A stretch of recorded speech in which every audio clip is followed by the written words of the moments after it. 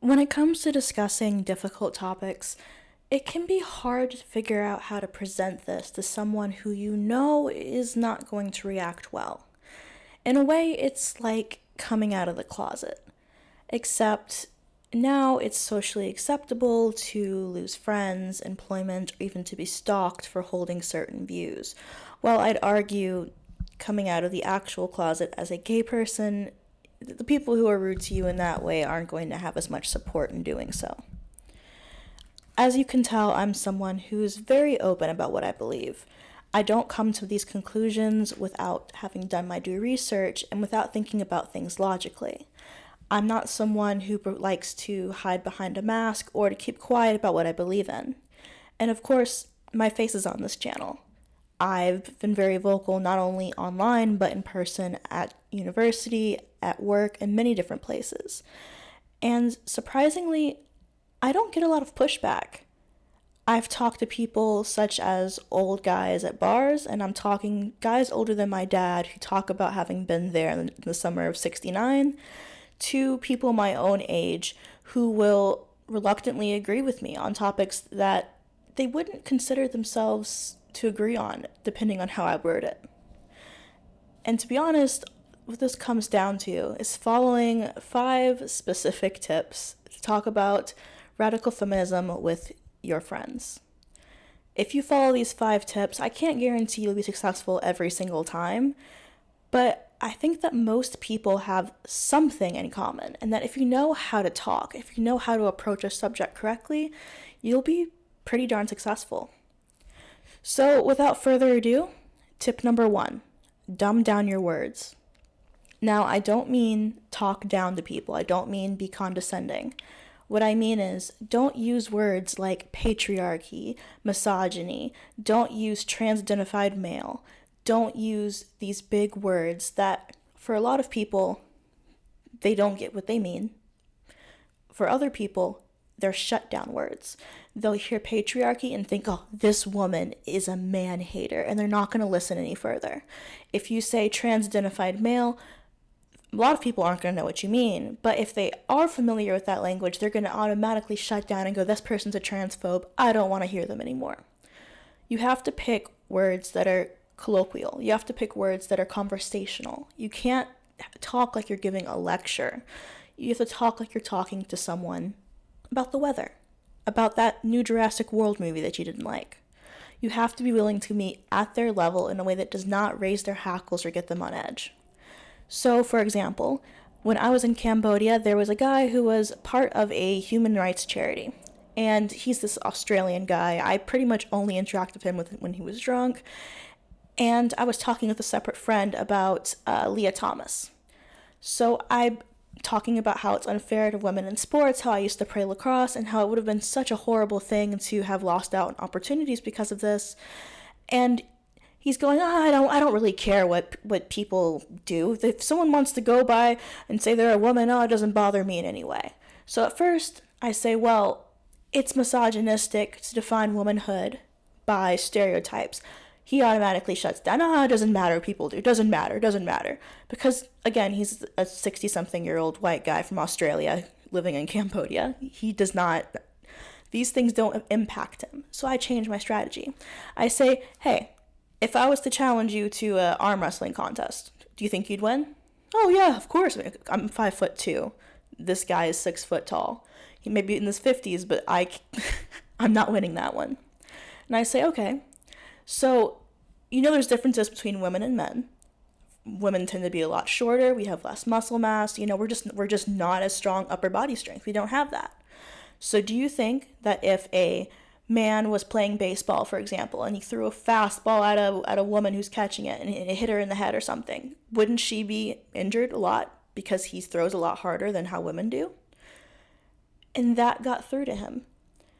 That getting through to him through a sports analogy. And I'm not a sports person. I played lacrosse for like a year and I was awful at it because I only played without my glasses on, so I could never see anything. Point being, I'm not a sports person, but coming at it from a perspective that he could understand, he said, okay, yeah, I get that. Yeah, it makes sense that we should have some rules and separations because I can see how women could get hurt.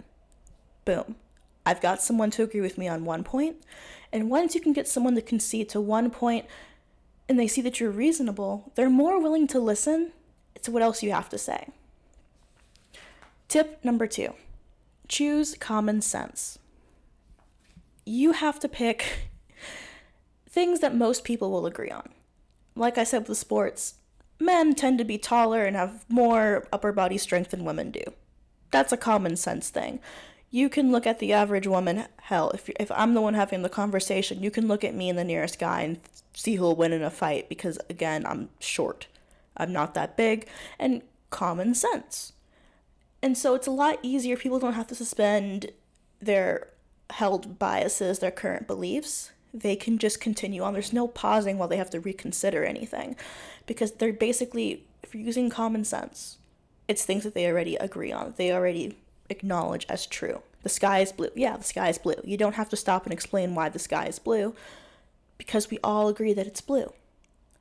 So the perspective that you're coming from, try to pick an angle where you're not going to have to argue for even the smallest bit of agreement.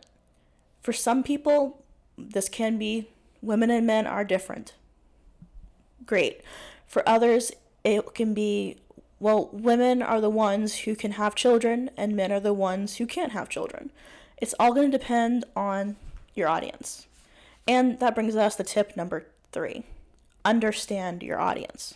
If I am talking to an older person about radical feminism, gender ideology, I can go from that perspective of women have kids, women produce ova, women are the ones who breastfeed and face this, this, and that. They will agree because that's not something that a 60-year-old is typically going to deny. However, if I'm going to be trying to convince someone my own age, someone 18, 19, 20s, then I may have to go for a different approach. I'll have to understand what they're holding, what ideas they currently have, and how I can best find a way for them to reach common ground with me.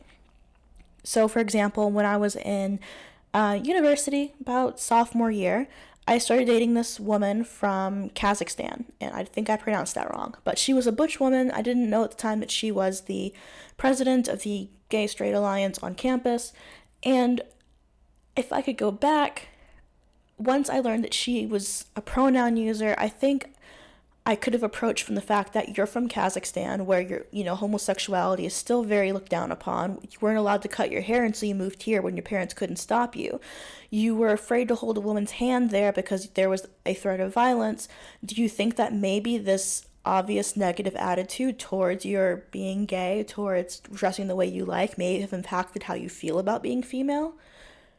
And that may or may not have worked, but that's going to be a better way to deal with my audience than going, women have babies, men don't have babies. You have to know who you're talking to and what they'll be most likely to listen to. And that brings us to number 4. Learn your statistics. I repeat a lot of the same statistics a lot on this channel. If I'm talking about any kind of crime thing of trans women, I can point out that trans women retain the same patterns of criminality as men, and in fact, more are imprisoned for sex crimes than men or women. I can say that 99% of rapes are committed by men against women. And these statistics are things that I can call off the top of my head, and they give validity to the statements that I'm saying. They make me more believable. It gives me some authority because I have numbers to back up what I'm saying.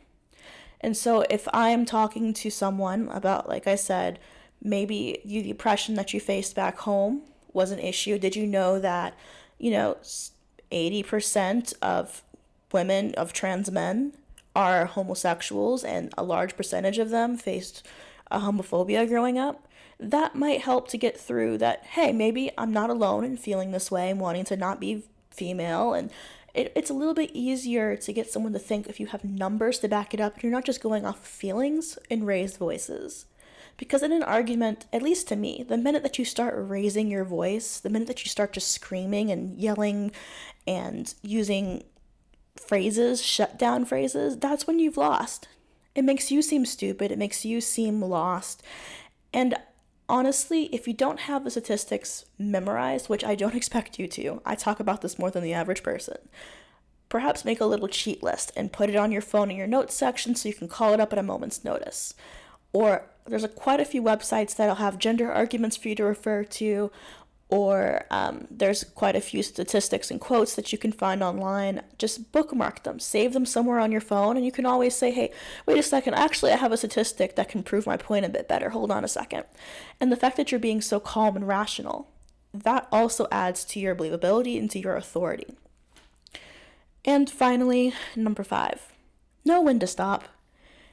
If you're in my comment section, you'll know that I respond to quite a few comments, most of them to be honest. But there are some from people who will literally just be saying patriarchy isn't real. Maybe women can't play chess with men because they're stupid.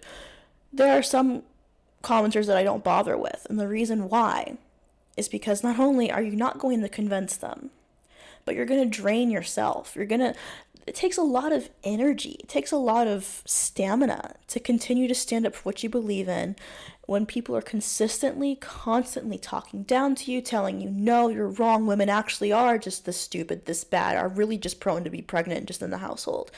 It's hard to stand up to this barrage of negativity. And on one hand, you can help people even if the person you're arguing with does not listen, by having a public display of this argument. Maybe someone who's listening or reading later on, they'll read through this argument and think, wow, this guy is really dumb. The person who didn't refer to the person who's not using slurs, who's not calling names, they sound a lot more reasonable. I'll look into their side a bit more. That's a really helpful thing, especially because people do read comment sections. They do overhear when you're talking in public spaces.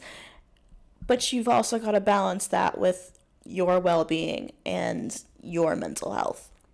I'm someone who actually loves debating. I love arguing. I love being able to hold my own in a debate. So if we're ever at a bar together and you want someone to argue for you, I'm here. We didn't have a debate team when I was in high school, but if there was, I would have been on it. But in real life, these things can be very depressing to continually push up against. So just know when to stop. Know when you're not getting through to the other person, when you're just getting angry and it's not doing anything. It's not helping you, it's not helping anyone else. Know when to say, okay, I'm done, let's end the conversation. And that's not a defeat. The first time that I brought up how bad pornography was, my friend told me that because I read fan fiction, it was the same thing and that I was being hypocritical. I was like, okay, not the same thing. We don't have to talk about it anymore right now. We ended the conversation. But there was a second friend in the car, and a month later there was this really long master post on why pornography is bad, and it had all these quotes from pornographers and from porn actresses. It had statistics about how it increases sexual assault, how it changes ideas of how you treat women and what you think of marriage, all these kind of things.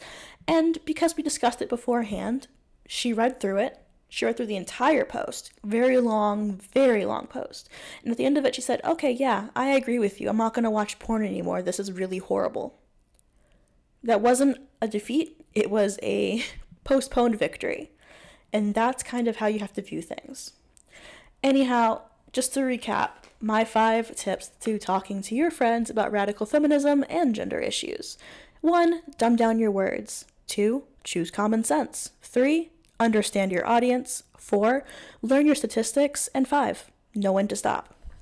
Let me know if you guys use these in real life. I'd love to hear if you have any success stories or if you have any questions. Obviously, I'm someone who talks about these topics a lot. So if you do need help with formulating how to talk about a specific topic, for example, I'd be happy to help.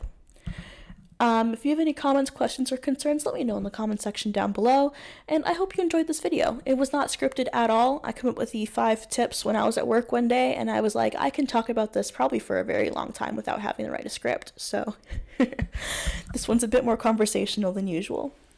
But yeah, I will see you guys next time. Bye!